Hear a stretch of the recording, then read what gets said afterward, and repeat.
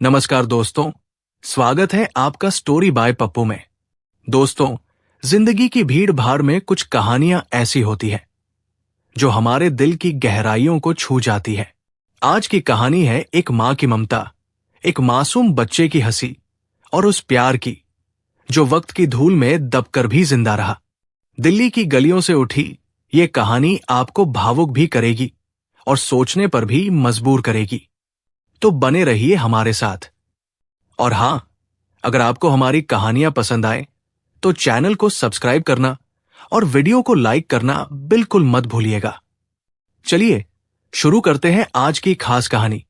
दिल्ली की हलचल भरी जिंदगी में, जहां हर सुबह हॉर्न की आवाज और भीड़ की भागदौड़ के साथ शुरू होती है, एक छोटा सा घर अपनी शांति को संजोए रखता था। पुरानी दिल्ली की तंग गलियों में, जहां पुरानी हवेलियों की दीवारें इतिहास की कहानियां सुनाती थी, एक छोटा सा मकान था। इस मकान की बालकनी में हर सुबह अनन्या खड़ी होती थी, अपने हाथों में चाय का प्याला थामे यमुना नदी की ओर देखती। 32 साल की अनन्या का चेहरा अब भी वैसा ही था जैसा कॉलेज के दिनों में था, गंभीर, लेकिन उसकी आंखों में एक अजीब सी चमक थी। ये चमक उसकी जिंदगी का सबसे अनमोल हिस्सा थी। उसका 6 साल का बेटा आरव, जिसकी छोटी छोटी हंसी घर को गुलजार रखती थी, सुबह सुबह अपने खिलौनों के साथ खेल रहा था। अनन्या एक प्राइमरी स्कूल की शिक्षिका थी और उसकी जिंदगी अब सिर्फ आरव और उसकी छोटी मोटी खुशियों के इर्द गिर्द घूमती थी। दिल्ली की भीड़ भाड़ और भागदौड़ में अनन्या ने अपने लिए एक छोटी सी दुनिया बना ली थी, जहां सिर्फ वह और उसका बेटा था। लेकिन 8 साल पहले उसकी जिंदगी बिल्कुल अलग थी। 8 साल पहले अनन्या की जिंदगी सपनों और प्यार से भरी थी।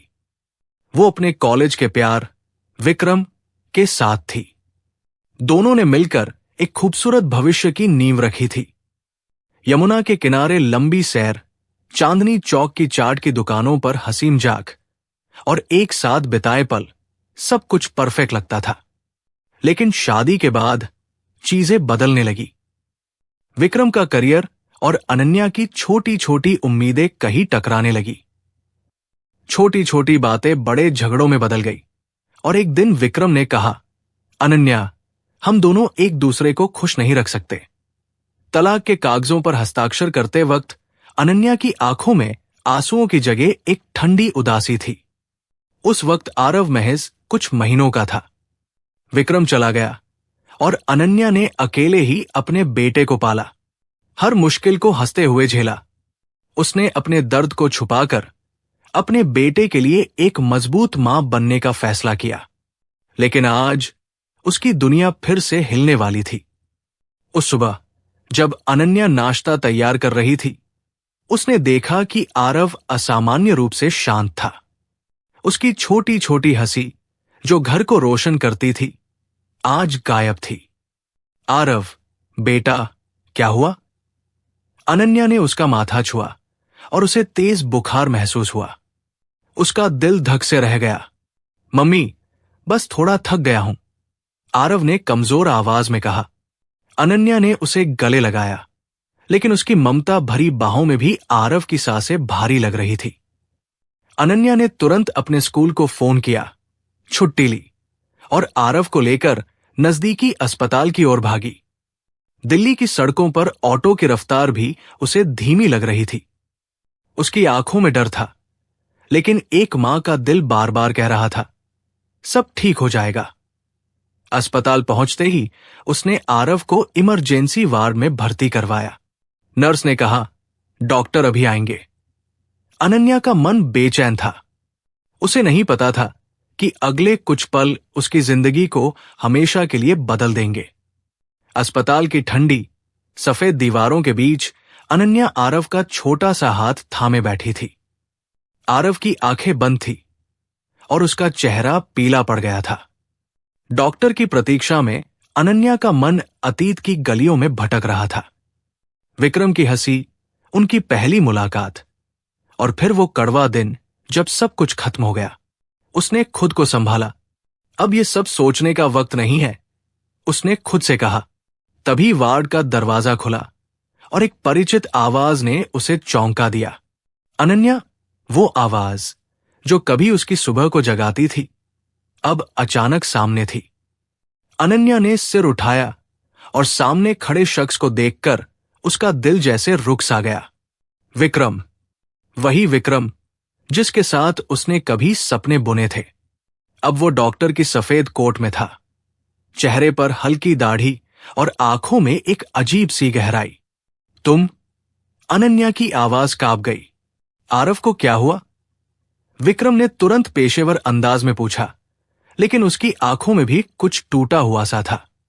अनन्या ने हकलाते हुए आरव की हालत बताई। विक्रम ने तुरंत आरव की जांच शुरू की। उसकी हर हरकत में एक अजीब सी सावधानी थी, जैसे वो सिर्फ मरीज को नहीं बल्कि अपने अतीत को भी छू रहा हो। उसे डेंगू हो सकता है, विक्रम ने गंभीर स्वर में कहा। हमें तुरंत कुछ टेस्ट करने होंगे। अनन्या का दिल डूब गया। डेंगू? उसकी नन्ही सी जान को? वो चुपचाप सिर हिलाकर सहमति दे दी। विक्रम ने नर्स को निर्देश दिए और फिर अनन्या की ओर मुड़ा।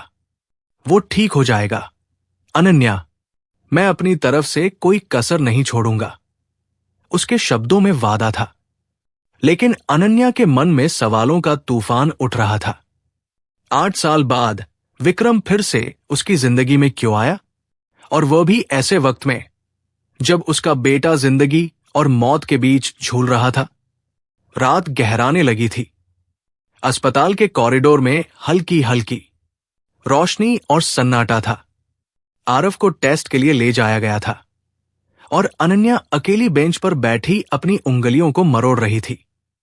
विक्रम कुछ देर पहले वार्ड से चला गया था, लेकिन उसकी मौजूदगी अनन्या के मन में अब भी थी। वो सोच रही थी कि कैसे एक पल में उसका अतीत फिर से जीवंत हो उठा। विक्रम और अनन्या की मुलाकात कॉलेज में हुई थी।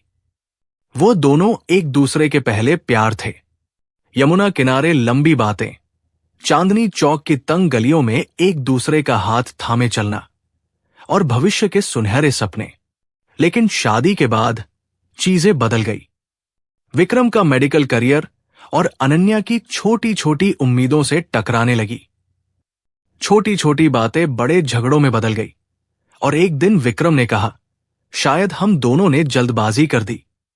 तलाक के बाद अनन्या ने कभी पीछे मुड़कर नहीं देखा। अब उसी विक्रम को सामने देखकर अनन्या के मन में गुस्सा, दर्द और एक अजीब सी बेचैनी थी। क्या विक्रम ने कभी आरव को याद किया? क्या उसे कभी अफसोस हुआ? तभी विक्रम वापस आया। उसके हाथ में टेस्ट की रिपोर्ट थी। अनन्या, डेंगू कंफर्म है, लेकिन घबराने की बात नहीं। हमने ट्रीटमेंट शुरू कर दिया है। अनन्या ने सिर झुकाकर सुना, लेकिन उसकी आंखों में आंसू थे। वो मेरी जान है विक्रम, अगर उसे कुछ हुआ तो। उसकी आवाज टूट गई। विक्रम ने एक पल को उसकी ओर देखा, फिर धीरे से कहा, मैं उसकी जान बचाने की पूरी कोशिश करूंगा। वो मेरा बेटा भी है। ये शब्द अनन्या के लिए बिजली की तरह थे। अब बेटा याद आया? उसने तीखे स्वर में कहा। विक्रम चुप रहा, लेकिन उसकी आंखों में एक पुराना दर्द झलक रहा था। अगले 2 दिन अस्पताल में गुजर गए। आरव की हालत में धीरे धीरे सुधार हो रहा था, लेकिन अनन्या का मन अब भी बेचैन था। वो हर पल आरव के पास बैठी रहती, उसका माथा सहलाती और उसे छोटी छोटी कहानियां सुनाती। विक्रम हर कुछ घंटों में आरव की जांच करने आता। हर बार वो अनन्या से कुछ कहना चाहता, लेकिन अनन्या की ठंडी नजरें उसे रोक देती। एक रात जब अनन्या कॉरिडोर में कॉफी लेने गई, विक्रम उसके पास आया। अनन्या, मैं जानता हूं तुम मुझसे नफरत करती हो, लेकिन मैं तुमसे कुछ कहना चाहता हूं। अनन्या ने उसे अनदेखा करने की कोशिश की, लेकिन विक्रम ने कहा, मैंने गलती की थी। मैंने तुम्हें और आरव को छोड़ दिया, लेकिन मैंने हर दिन इसका दर्द महसूस किया। अनन्या का गुस्सा फट पड़ा। तुम्हें दर्द हुआ? विक्रम, तुमने हमें छोड़ दिया जब आरव को अपने पिता की सबसे ज्यादा जरूरत थी। मैंने उसे अकेले पाला, हर रात उसके लिए जागी, हर आंसू पोंछा। और तुम तो अपनी जिंदगी में मस्त थे। विक्रम ने सिर झुका लिया। मैंने सोचा था कि तुम दोनों मेरे बिना बेहतर रहोगे। मैं गलत था। उसकी आवाज में पछतावा था। लेकिन अनन्या का दिल अब भी सख्त था। अब बहुत देर हो चुकी है विक्रम, उसने कहा और चली गई। तीसरे दिन आरव की हालत में काफी सुधार हुआ। उसकी हंसी फिर से लौट आई थी। अनन्या ने उसे गले लगाया और आंसुओं के बीच हंसी। मम्मी, मैं ठीक हूं ना? आरव ने पूछा। अनन्या ने उसका माथा चूमा। हां मेरी जान, तू बिल्कुल ठीक है।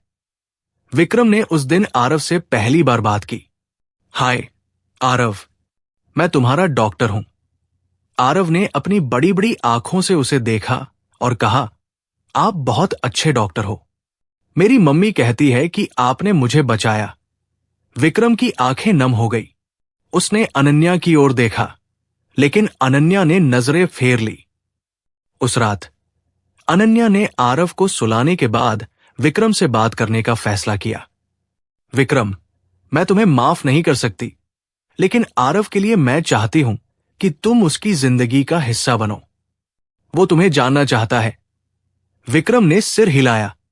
मैं कोशिश करूंगा अनन्या, मैं वादा करता हूं। अगले दिन आरव को अस्पताल से छुट्टी मिल गई। अनन्या उसे घर ले आई, लेकिन विक्रम का चेहरा बार बार उसकी आंखों के सामने आ रहा था। उसने फैसला किया कि वो आरव को विक्रम से मिलने देगी, लेकिन अपने दिल को अब भी संभाल कर रखेगी। विक्रम ने आरव से मिलने की इजाजत मांगी। अनन्या ने हामी भरी, लेकिन शर्त रखी कि वो सिर्फ आरव के पिता के रूप में आएगा, न कि उसके जीवन में। विक्रम ने सहमति दी। उसने आरव के लिए एक छोटा सा खिलौना लाया, और जब आरव ने उसे गले लगाया तो विक्रम की आंखों में आंसू थे। समय बीतने लगा। विक्रम हर हफ्ते आरव से मिलने आने लगा।